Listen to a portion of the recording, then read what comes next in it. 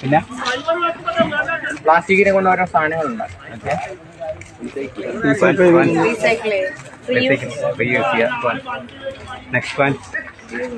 Cancer വരും. Okay,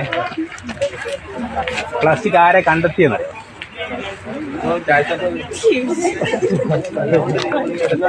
plastic എന്തിൽ നിന്നാണ് കണ്ടെത്തിയത്? എപ്പോ കണ്ടെത്തിയത്?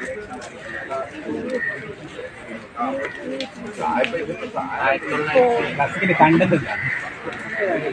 പ്ലാസ്റ്റിക് മറ്റേ പോളിവിനൽ ക്ലോറൈഡ്. പ്ലാസ്റ്റിക് ഒരു പ്രകൃതിയിൽ എത്ര വർഷം നശിക്കാതെ ഒരിക്കലും നശിക്കില്ല.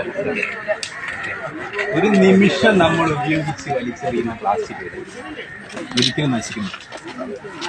അപ്പൊ ഇത് നമ്മൾ വലിച്ചെറിയുന്നതാണ് അതിന്റെ കാരണം. നമ്മളെ പൂർവികരാരും ഇത് ഉപയോഗിച്ചില്ല. അപ്പൊ നമ്മൾ പൂർവികർ ഉപയോഗിക്കാത്തത് കൊണ്ട് ഇതെങ്ങനെ ഉപയോഗിക്കണം എന്ന് നമുക്കറിയില്ല. നമ്മൾ കണ്ടത് നമ്മളെ പൂർവികരായിട്ടുള്ള ആളുകൾ ഇത് വലിച്ചെറിഞ്ഞതാണ്. നിങ്ങളെ പൂർവികർ ചെയ്തത് അങ്ങനെയാണ്. നമ്മളെ പൂർവികർ എന്ന് പറയുന്ന അവർ പ്ലാസ്റ്റിക് ഉപയോഗിച്ചു. നമ്മളിന്ന് പ്ലാസ്റ്റിക്കിന് വേണ്ടി ഉപയോഗിക്കുന്ന എല്ലാ വസ്തുക്കൾക്കും നശിക്കുന്നതായിട്ടുള്ള സാധനങ്ങളായിരിക്കും. ഈ വലകൾ പോയി, നൂലിന്റെ വലയായിരുന്നു പറയും. ഈ വല വലിച്ചെറിഞ്ഞു കഴിഞ്ഞാൽ അത് പൊട്ടിപ്പോകാൻ.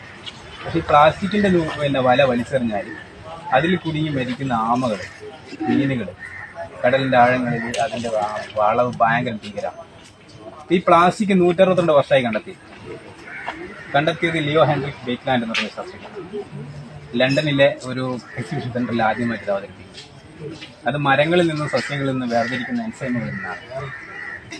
അതിന്റെ 45 വർഷങ്ങൾക്ക് ശേഷമാണ് അലക്സാണ്ടർ പാർക്കസിൻ എന്ന് പറയുന്ന ഒരാൾ എന്ത് കണ്ടിരുന്ന ഈ ഖനന വസ്തുക്കളിൽ നിന്ന് പ്ലാസ്റ്റിക്കിനെ കണ്ടെത്തുന്നത്. ഇത് ചൂടിനെ പ്രതിരോധിക്കുന്നതാണ്. ചൂടിനെ പ്രതിരോധിക്കാൻ കഴിയുന്ന പ്ലാസ്റ്റിക് കണ്ടെത്തിയ സമയത്താണ് ഇലക്ട്രോണിക്സ് ഉൽപ്പന്നങ്ങളിലേക്ക് ഈ പ്ലാസ്റ്റിക് കയറുന്നത്. 1914 PVC പാറ്റന്റ് ചെയ്തത്. 162 വർഷമായിട്ടേ പ്ലാസ്റ്റിക് കണ്ടെത്തി. ഈ പ്ലാസ്റ്റിക് ഇന്ന് വരെ നിർമ്മിക്കപ്പെട്ട പ്ലാസ്റ്റിക്കിന്റെ 70% കടലാണ്.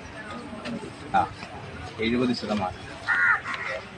ഇത് കടലിലെ 700ഓളം മത്സ്യങ്ങൾ വംശനാശം സംഭവിച്ചു. ഇപ്പൊ കാടുകളിലും എല്ലാ മൃഗങ്ങളുടെ വയറ്റിലും പ്ലാസ്റ്റിക്കിന്റെ അംശങ്ങളാണ്.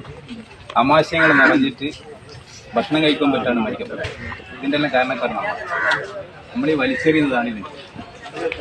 അപ്പൊ നമ്മളൊരു പാലിന്റെ ചെറിയൊരു എന്ത് കട്ട് ചെയ്താൽ അതിന്റെ പീസ് പോലും വലിച്ചെറിയാം. ഇത്തരം പീസുകളാണ് പറവകളെ വയറ്റിൽ. ഒരു പക്ഷിയുമായിട്ട് മരണപ്പെട്ട് കഴിഞ്ഞാൽ അതിന്റെ ആമാശയങ്ങളിൽ ഒരു 10-15 പീസ് ഉണ്ടായിരുന്നു. ഈ പ്ലാസ്റ്റിക്കിന്റെ ഒരു ചെറിയ പീസ് പോലും നമ്മൾ വലിച്ചെറിയാതിരിക്കുക. ആ വലിച്ചെറിയുന്ന കുട്ടികളോട് നമ്മളത് പറയും. ആ ഒരു തീരുമാനം നമ്മൾ ഉറച്ച തീരുമാനം. ആരെങ്കിലും എന്തെങ്കിലും പറഞ്ഞിട്ട് സ്കൂളിൽ നിന്ന് മാത്രം പാലിച്ചുകൊണ്ട് കാര്യം. ഒരു മുട്ടായി വാങ്ങിയാൽ അതിന്റെ ഒരു കവർ പോലും എല്ലാം വലിയ, എവിടെ നോക്കിയാലും ചെറിയ പീസ്. ഈ ചെറിയ പീസുകളാണ് പറവകളെ. ഇപ്പൊ കടലിലുള്ള വിഷയം എന്ന് പറഞ്ഞാല് നമ്മുടെ മലനിരകളിൽ നിന്ന് വലിച്ചെറിയുന്ന പ്ലാസ്റ്റിക് പോലും കടലെത്തിക്കഴിഞ്ഞാല്, വെള്ളത്തിലെത്തിക്കഴിഞ്ഞാല് പ്ലാസ്റ്റിക്കിന്റെ ആയുസ് വർദ്ധിക്കും. പിന്നെ കടലിൽ നാനോ ഫൈബറുകളായിട്ട് നമ്മൾ വാങ്ങുന്ന ഉപ്പുകളിൽ പല്ലുപ്പിൽ പോലും പ്ലാസ്റ്റിക്.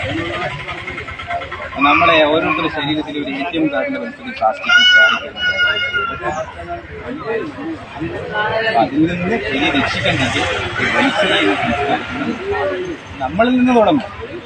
നമുക്ക് വേറെ ആരുടെങ്കിലും പറഞ്ഞു കൊടുക്കാൻ പറ്റുന്നെങ്കിൽ, നമുക്കൊരു കാര്യം വേറൊരാട് പറയണമെങ്കിൽ നമ്മൾ ആദ്യം അത് ഉൾക്കൊണ്ട് പ്രവർത്തിച്ച് ചെയ്തെങ്കിലേ നമുക്ക് വേറൊരാട് പറയാൻ പറ്റും.